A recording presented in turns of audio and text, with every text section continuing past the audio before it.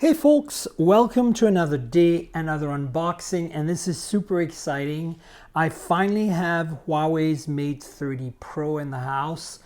As you know, this phone was launched in October. It is one of the first phones from Huawei to not have Google mobile services, and so obviously not available in the US and really hard to get. So I'm glad I was able to get one, and I want to unbox it, and I'm obviously gonna restore GMS on it. There are ways to do that.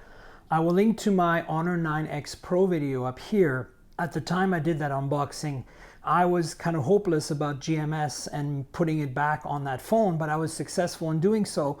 So I'm pretty confident I'll be able to put GMS back on this Huawei Mate 30 Pro and use it with Google's mobile services. So let's get started. The box is a little beat up, as you can see, but it's here. It's all complete. Huawei logo. Mate 30 Pro, as you can see here, there's not much on the back, some logos. Down here are the IMEIs, I'm not going to show you that. So let's get started. Dun, dun, dun, dun, dun, dun, dun, dun.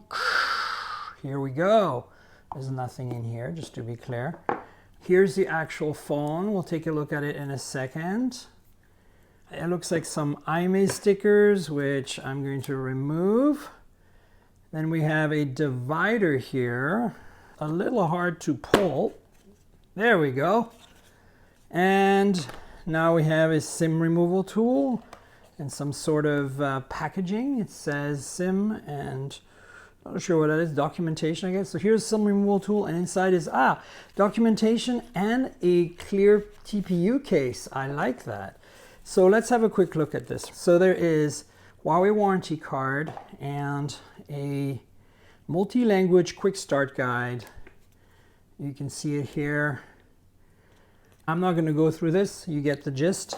And then of course we have this really lovely TPU case to protect this phone a little bit. As you can see, the edges of the phone actually go quite a bit down this display, so that's why you don't see too much protection on the edges. But hey, anything is better than nothing. Clearly this phone was meant for India or the UK or Hong Kong because it has the UK adapter, and that's obviously a fast charging adapter.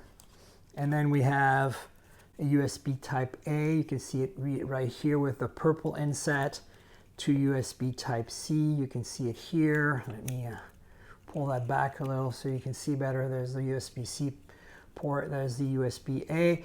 This is a special cable that goes with that special charger for fast charging. I'm not exactly sure of their watts.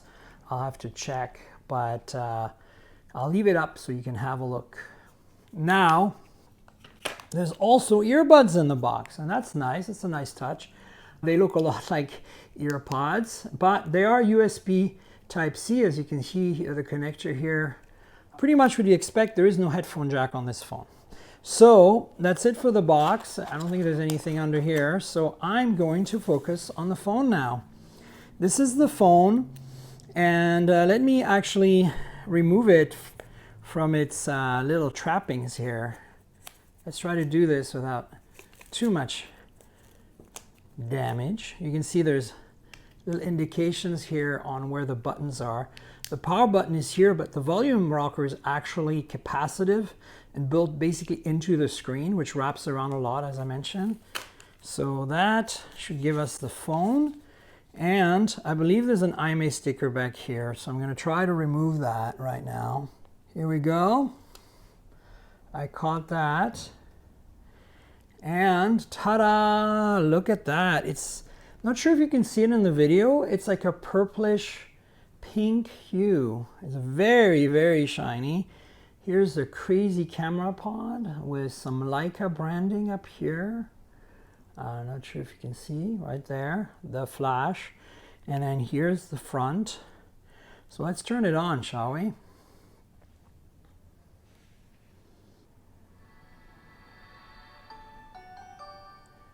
That's nice. So boom, look at that display. It does have a bit of a notch up here, but as you can see, look at how it waterfalls right down. There's really quite an incredible amount of screen here. The screen, it goes all the way, like more than halfway down the sides. On the other side as well. And that is why the volume button doesn't really exist. It's built into the screen as a capacitive set of buttons, which is really interesting. So I have the specs here. This display is 6.53 inch, 1176 by 2400. That's a bit of an odd resolution. It's kind of slightly more than 1080p, but essentially it's a 1080p display. It doesn't have 2K Quad HD, this phone, which is kind of unusual because the Mate 20 Pro last year did have a Quad HD display. It does have a pretty fancy time of flight camera set up in the top here. 32 megapixel f/2.0 camera is built in, of course an earpiece. Very little bezels at the bottom, as you can see. In terms of the internals, we have a Kirin 990 with 8 gigs of RAM and 256 gigs of storage on this particular unit. There's also a 128 gigs of storage version. There's a 4500 milliamp hour battery in here. That's a huge battery, which is really good news.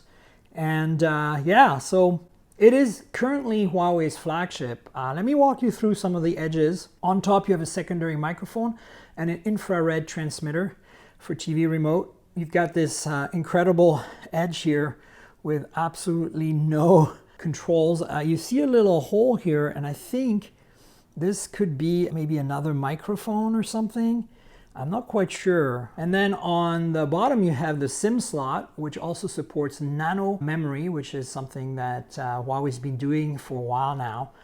So it's dual SIM, or one SIM can be replaced with a nano memory card. There's USB Type-C and a speaker. And then we've got on the right-hand side, the power lock key, and I said a virtual volume rocker. And actually you can see there's another one of these little notches or holes here. This might be antenna bands, but they feel like maybe they're just a reference point for you to find the capacitive controls. I'm not sure. And then let's talk about the cameras in a second, because those are a really big deal. You can see in the back there's like essentially 4 cameras. The main camera is a 40 megapixel camera, just like on the P30 Pro. It is f/1.6 and has OIS. Now this is an RYYB sensor, just like on the P30 Pro, which means that it's very capable in low light. It's also got large pixels.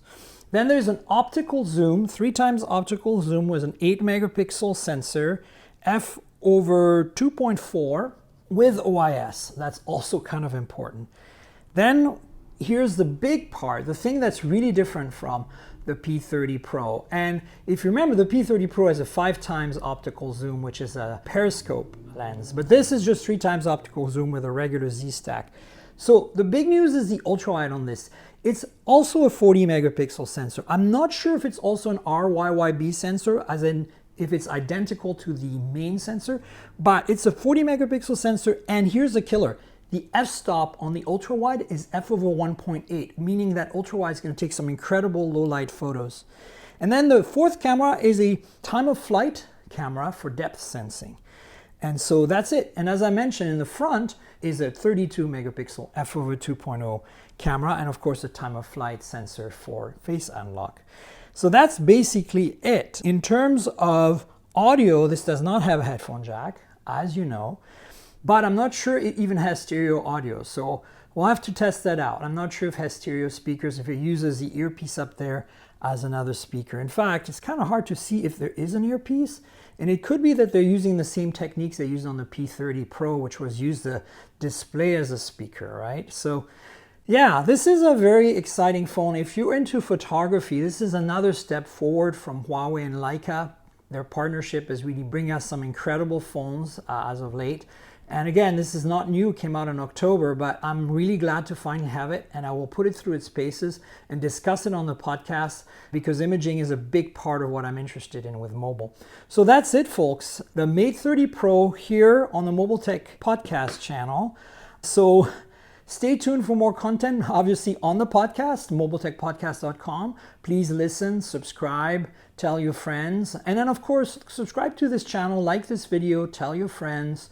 Click the little notification bell below and comment below and tell me what you think of the Mate 30 Pro. I'd love to hear it, especially if you've been using this phone for a little while, because you're in a market where this phone is being available. So that's it, folks. Stay tuned for more videos. And until then, cheers, everybody.